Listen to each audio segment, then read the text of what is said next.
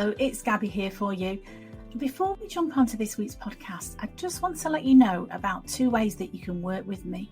First of all, I do one-to-one coaching and I do that via Zoom, so we can jump on a Zoom call at a time to suit you. The second thing I've got for you is an online coaching course that's 12 modules that you can download straight away now. There will be a link somewhere around these podcast notes. And this is the course that I've designed, and it's got everything in it that I wish I'd have known when I finished cancer treatment and I was lost. So you can download that course now and you can start working towards making this your happiest and healthiest year ever.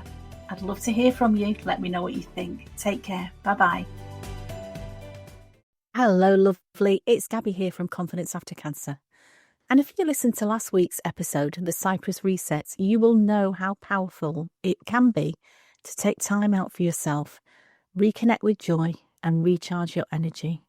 And this week, I want to talk about what happens next, how to rebuild your confidence when life after cancer or any major event still feels uncertain.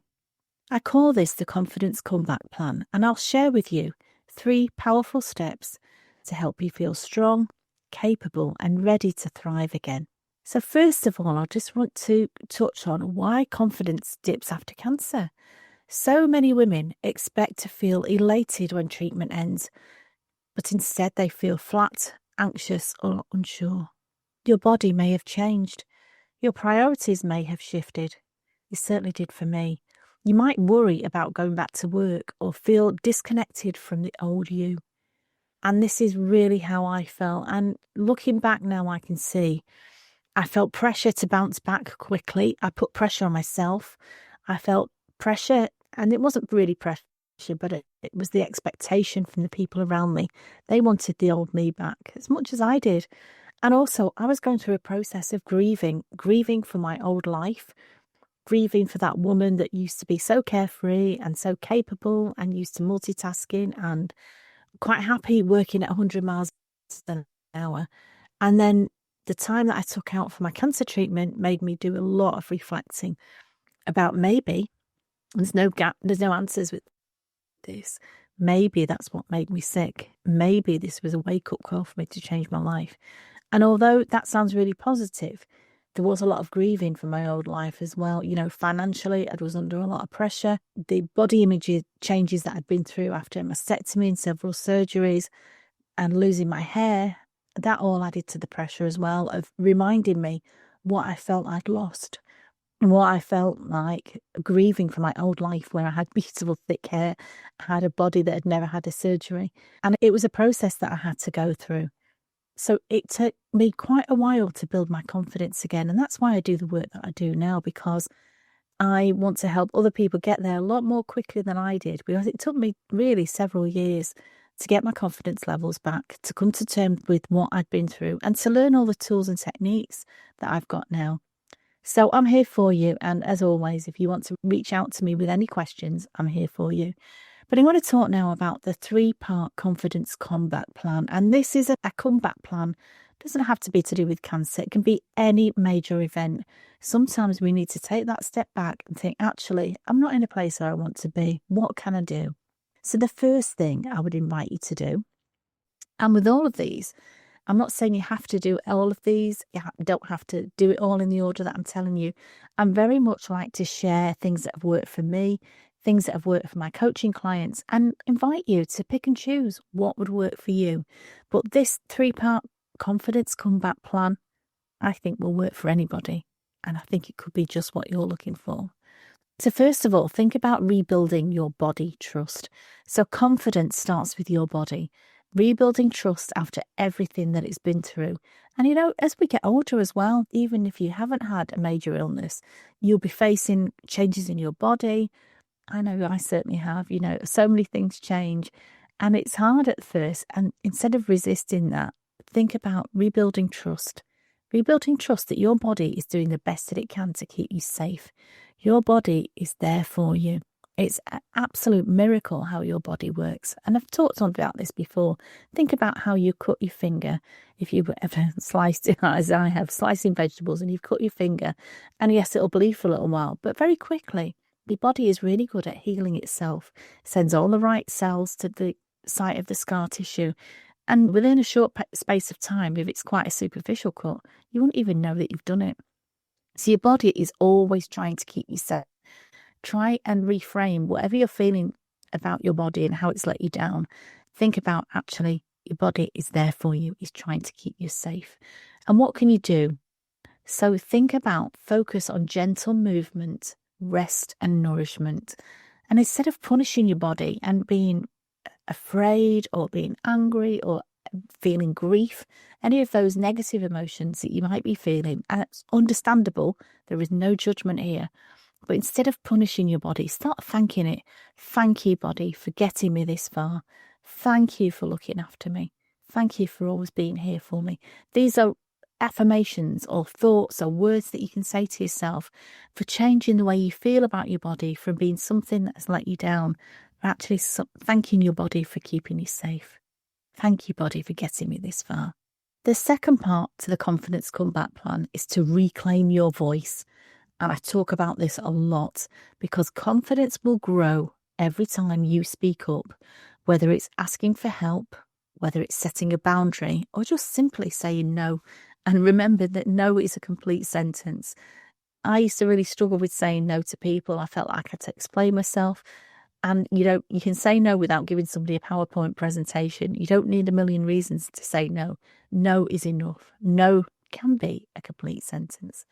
So try using phrases like, well, that doesn't work for me right now, or here's what I can do. But each time you say what you want to say, rather than just agreeing to something you don't want to do, each time you do that, you are reminding yourself, I matter. And sometimes we forget that along the years, maybe putting other people first, maybe the different roles that we play, we sometimes get used to putting ourselves second. But actually, when you reclaim your voice, not in an arrogant or a bossy or a horrible way, but in a very self-nurturing and a very self-assured way, you can say, I'm reclaiming my voice because I matter. And so every time you do this, every time you use a phrase, every time you speak up, you are reinforcing that message to yourself that you matter and you do, my love.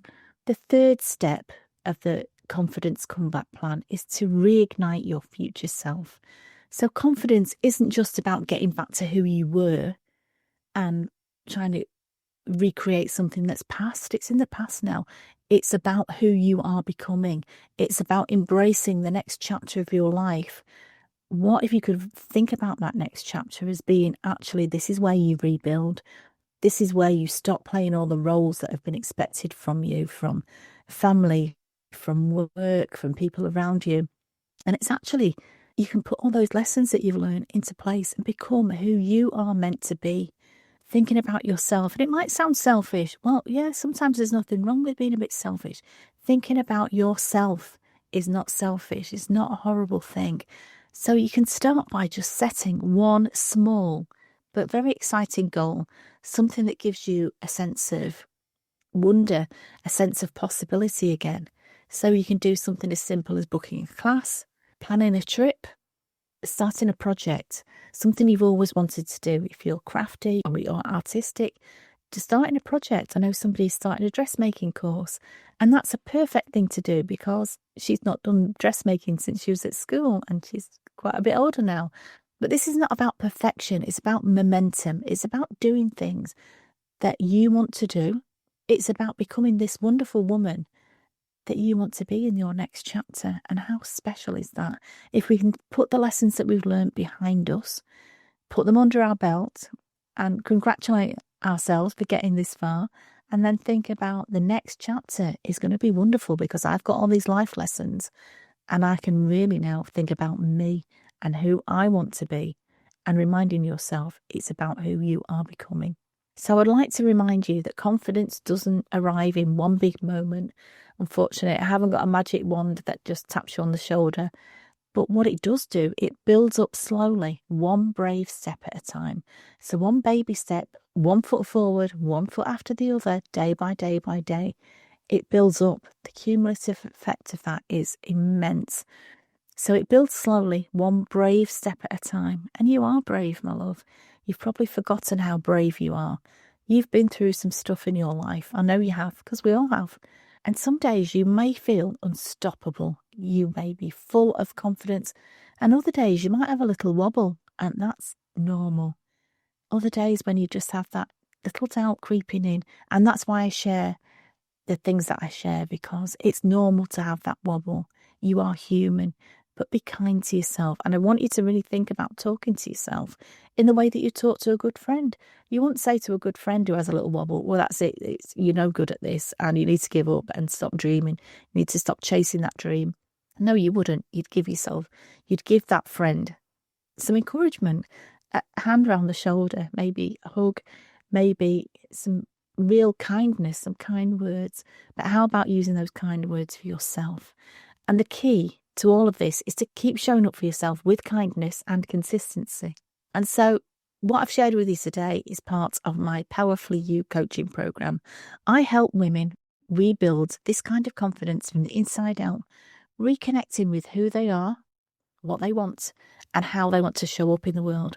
So if you're ready to start your own confidence comeback, you can find out more and book a free clarity call with me at confidenceaftercancer.co.uk. So remember, confidence isn't lost. It's not gone. It's just waiting for you to claim it again. And as always, I'd invite you to stay safe, stay sane, and stay powerfully you. I'm here for you. Take care. Your friend, Gabby.